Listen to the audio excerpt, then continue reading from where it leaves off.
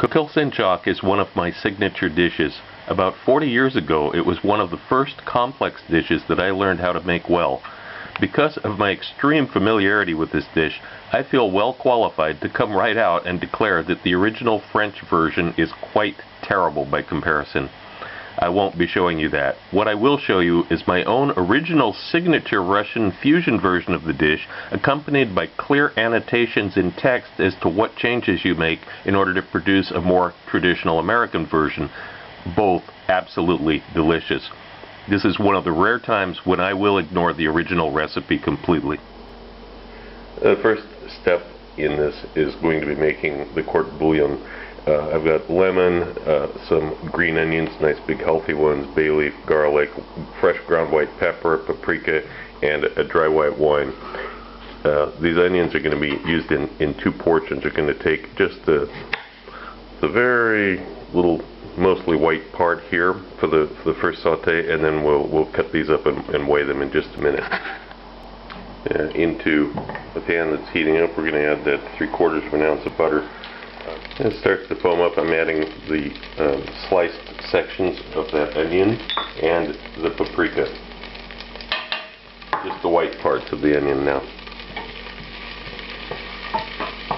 I'm going to cook this just until it's fragrant, maybe 1 minute, and the heat's on medium. Between 1 and 10, it's on 5. It's been about a minute now, a couple minutes. And you can see that the onions have softened, and you've got this nice brown butter sort of smell going on here. Now I'm going to add white wine,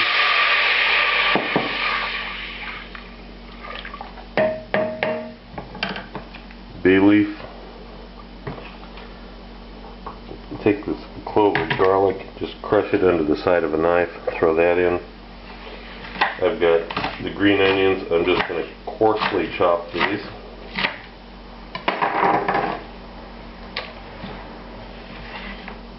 Toss those in. And that white pepper. And I'm going to stir this around, and we're going to get this up to a slow simmer just for about 10 minutes only. Just 10 minutes. You don't want to overdo it, because these green onions will start taking on a nasty tone if you cook them too much. So just about 10 minutes, that's all, and I'm lowering the heat even a little bit more, down to 4 out of 1 to 10. It's been 10 minutes. I'm going to add 200 mils of water and that ounce of lemon juice, 30 milliliters of lemon juice, and stir this around. Now I'm going to move it off the heat and just let it cool down the way that it is right now. I'm not going to mess with it anymore, but I do want it to cool down.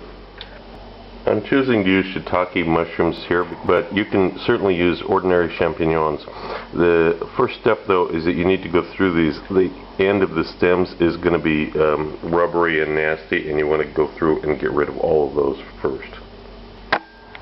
After you've done that, you want to take the larger mushrooms and cut them in half. You want to make them roughly the same size as the scallops.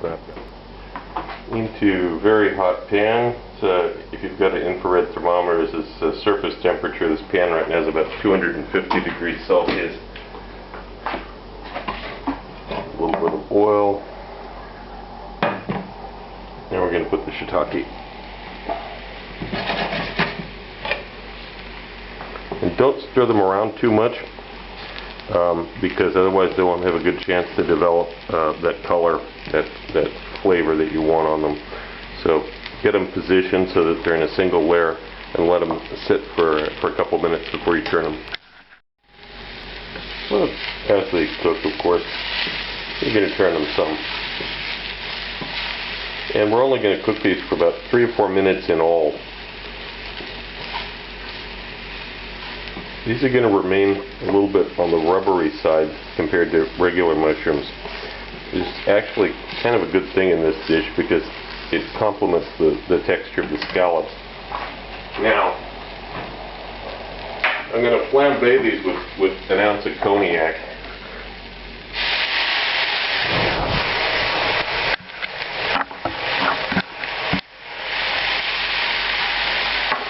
And kill the heat and just let them cool up.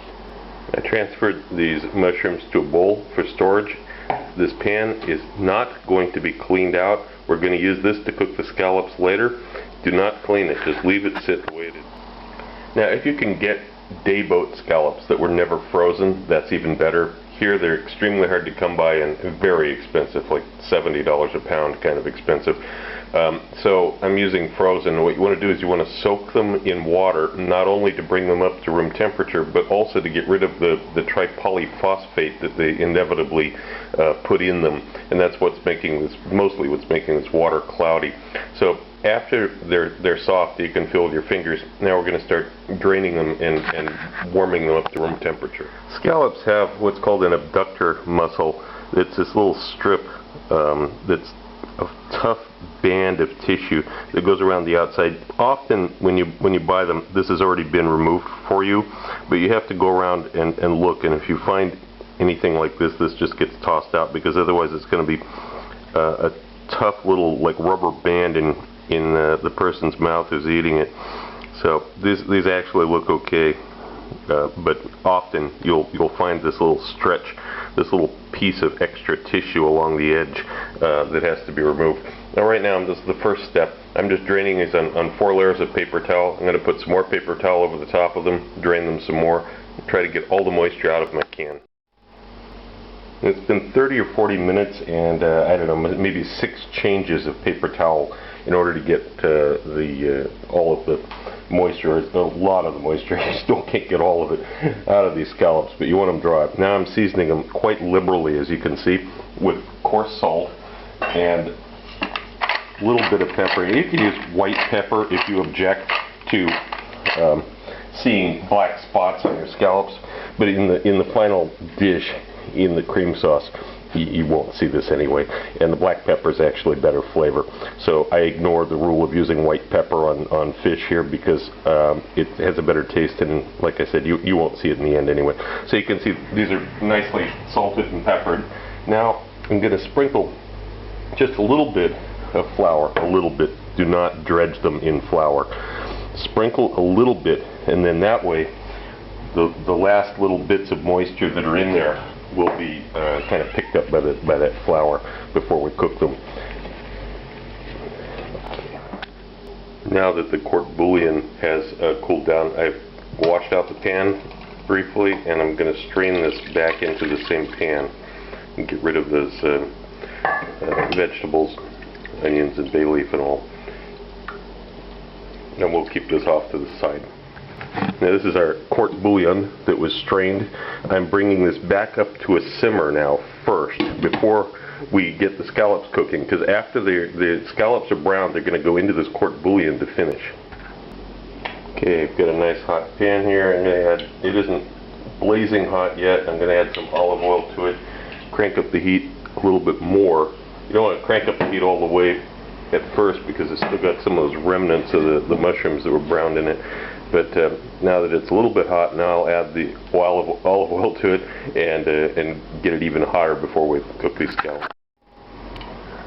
Okay, oil's starting to smoke.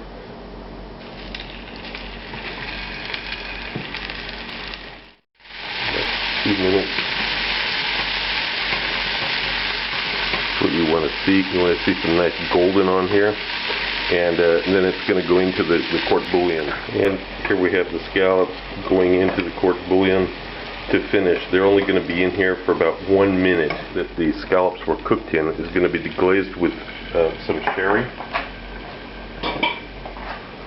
Scrape up all these bits.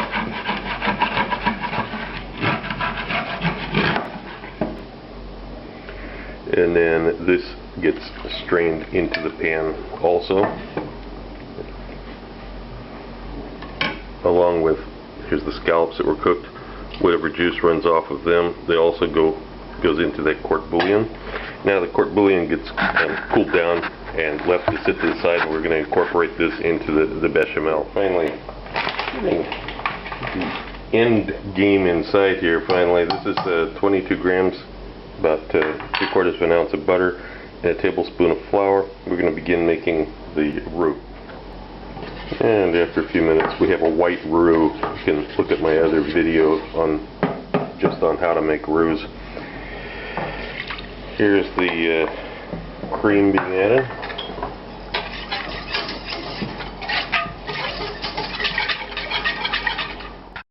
Now within a minute or so, this will thicken up and it'll tighten up.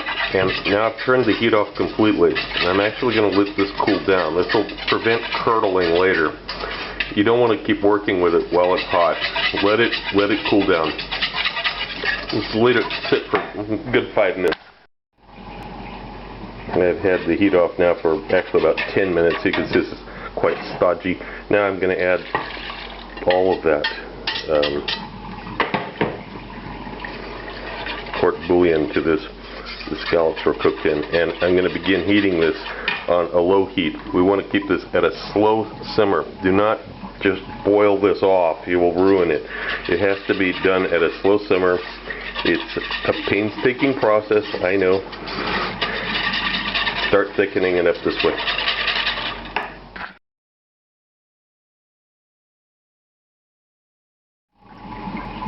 I've kept it between about 70 and 75 degrees now for half an hour. I'm going to add half a teaspoon of salt. It may need more later. We'll adjust that later. And now I'm going to add those mushrooms that we fried way back earlier. And we're going to continue reducing this now with the mushrooms in it. Same temperature, about 75 degrees Celsius. After another 5 or 10 minutes, continue soft, slow reduction. You'll see this is getting nice and thick. When I drag the spoon through it, you see how long it takes for it to fill in. Now I'm going to use a finishing sherry. It's a very sweet sherry.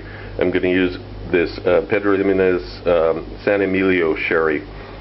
This is a dish fit for royalty, so we're going to pull out all the stops. We're going to put in about a tablespoon of this. Now we are ready for the final assembly. All we have to do, we can refrigerate it at this point. We can refrigerate the scallops at this point and finish the whole thing off at the end. Or you can just keep this warm on a back burner and proceed right now. It's up to you. It won't make any difference. Now while the broiler is preheating here, I've got some slices of bread. I've buttered on one side. I'm going to turn them over and butter them on the other side. After you've buttered them on both sides, then you're going to cut them up into little cubes here that will become like the crunchy croutons on top. And I finally got all the components assembled. Put this into a gratin dish. There's our sauce and our mushrooms.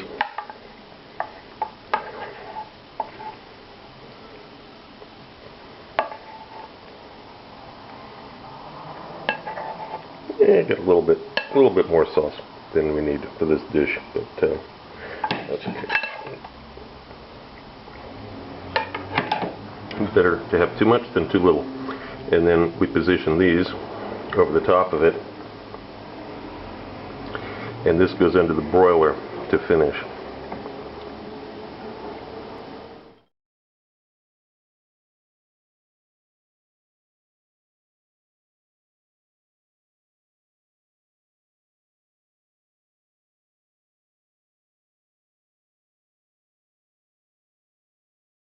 Also look for my cocktail book, Cocktails of the South Pacific and Beyond, Advanced Mixology, available through Amazon online.